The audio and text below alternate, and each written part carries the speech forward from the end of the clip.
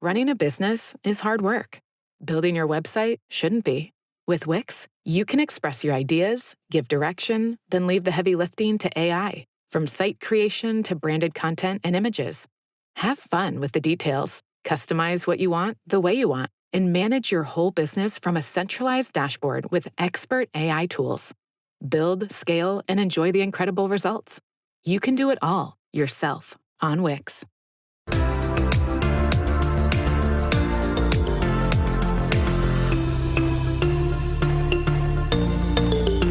Welcome to Coruzant Technologies, home of the Digital Executive Podcast. Welcome to the Digital Executive. Today's guest is Srikrishnan Ganesan. Srikrishnan Ganesan is co-founder of the fast-growing customer onboarding platform Rocketlane, a SaaS product that helps businesses by replacing generic project management and document collaboration tools with a unique unified workspace. Sri has spent his last 9 years building and scaling SaaS businesses. His last startup was acquired by Freshworks in 2015 and went on to become their fastest growing product, FreshChat. He is passionate about all things customer experience and startups. Well, good afternoon, Sri. Welcome to the show. Hey, Brian. Thanks for having me on today. Absolutely. This is amazing. And thank you so much for joining. I know you are many time zones away in the great country of India from the region of Chennai. So thank you. I appreciate that. Sri, we're going to jump right into these questions here. Let's talk about your career in technology, a senior executive, a serial entrepreneur, and now you're the co-founder of Rocketlane. Could you share with our audience the secret to your career growth and what inspires you? Sure. My take on what's been the secret for my career growth would be that I think I sort of figured out pretty early what I enjoy, and that was sort of a combination of ownership and the opportunity to build things. So started my career with building products, but I understood that the building aspect was what I enjoyed, whether it's building products, building teams, building businesses. And that's probably why I started drifting towards smaller companies earlier in my career. And I think those opportunities at smaller companies to own more and do more helped me build myself as well. So yeah, I think the real secret is probably that I understood a fair bit about what I wanted from my career, and I optimized for chasing the kind of opportunities which could give me those opportunities rather than like chasing higher paychecks. And when I did my first stint in a startup back in 2012, I just knew that I belonged in that startup world. And I'm in general, in terms of inspiration, I'm inspired by stories of other builders and being part of something that's high energy, that involves creation and innovation and learning. Thank you. And I love the story about starting out early, as an entrepreneur and trying things out. I just love those stories. And so does our audience. So thank you again, Sri. So Sri, during the pandemic, what was the single biggest business decision you had to make during that lockdown, that first year? And how different is your business strategy today?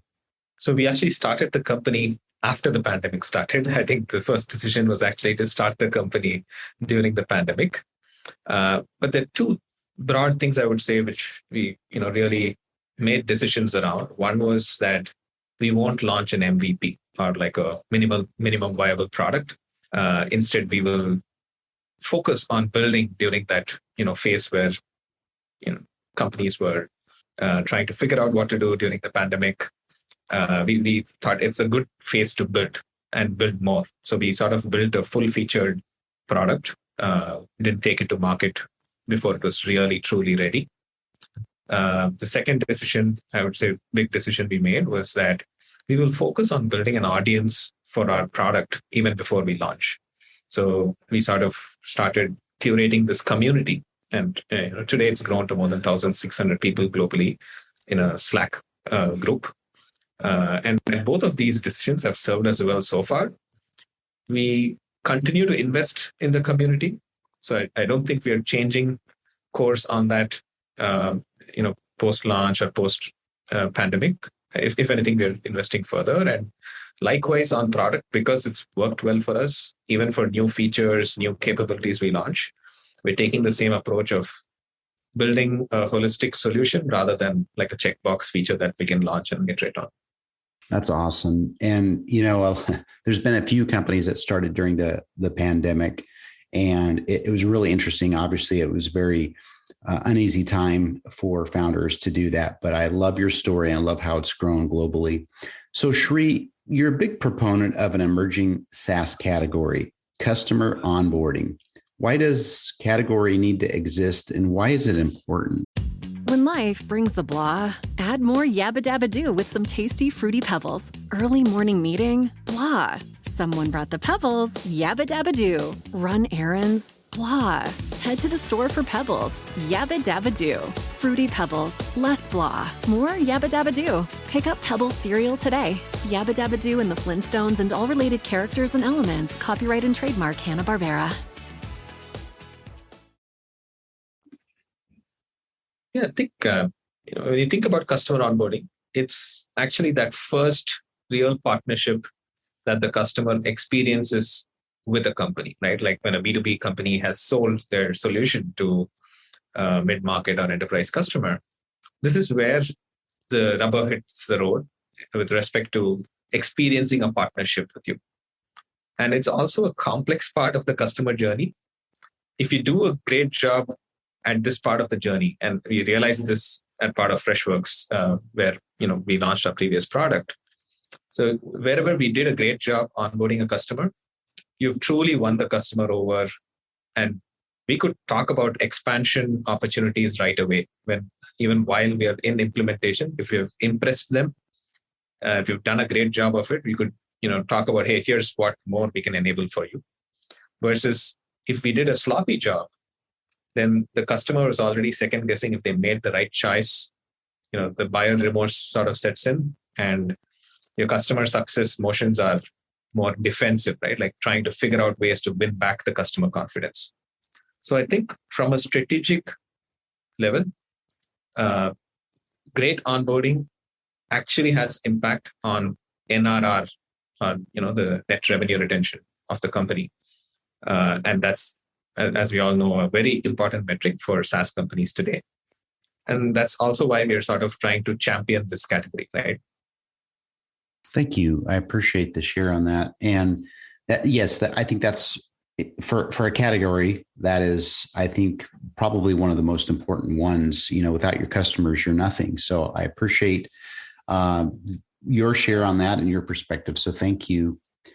And Sri, last question here. Can you share something from your career experience that would be helpful for those looking to grow their career in tech or entrepreneurship? I think it's important for all of us to realize that we own our careers, right? I mean, if we look at it as a job that we're doing versus look at it as an opportunity to learn and take control of our careers, I think we'll do better. And the best piece of advice I've received is to drift towards opportunities in high momentum companies, right? So, because I think growth teaches us a lot. It forces you to learn. It makes a lot of things automatic, and I've seen that firsthand in our startup as well. When our previous startup got acquired by Freshworks and then went through a very high momentum journey, I could see the difference in how people were forced to level up. The scope of what they were doing was increasing automatically, and the learning was it was there all the time. And that's also what we're trying to replicate at Rocketlane for our current team, ensuring that we have that momentum. So I would say, look for opportunities where essentially chase momentum, right? And align with momentum so that leveling up and learning is automatic. Sri, that's amazing. Thank you for sharing those insights, those gems. I certainly appreciate it, and so does our audience. And Sri, it was a pleasure having you on today, and I look forward to speaking with you real soon. Stripe is the go-to choice for AI companies, from early-stage startups to scaled enterprises. 78% of the leading AI companies use Stripe to go to market quickly and scale globally. That includes pioneers like NVIDIA, OpenAI, and Perplexity. Stripe has developed cutting-edge tools to improve everything from fraud detection to checkout optimization. Whether you're aiming for incremental gains or planning for enterprise transformation, see how Stripe can help at stripe.com. Perfect. Thank you so much for having me, Brian. Bye for now.